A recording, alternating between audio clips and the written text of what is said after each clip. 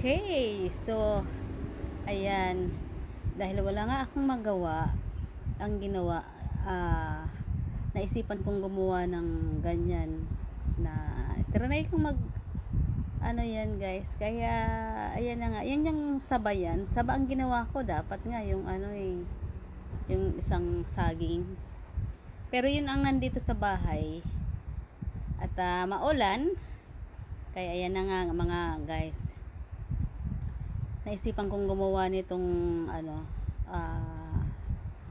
banana cake.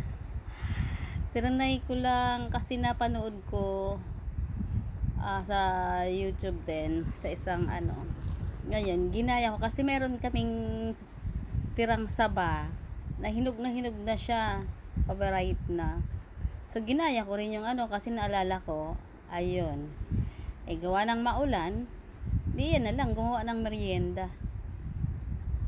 So yan ang pinagkaabalan ko kanina. So far okay naman. First timer kong gumawa ng ganito. So ayun, ayan, natuwa naman yung mga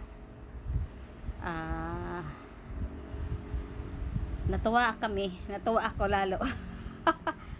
So ayan guys, kung gusto nyo, kung meron kayong mga saging dyan na na medyo na overripe na, hindi na siya maanong kainin, ang gawin nyo na lang ganito, igawin nyo na lang ng banana cake.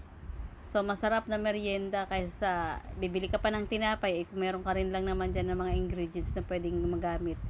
Ano lang yan, banana, flour, at saka sukal, itlog, ayun lang yun, tapos vanilla,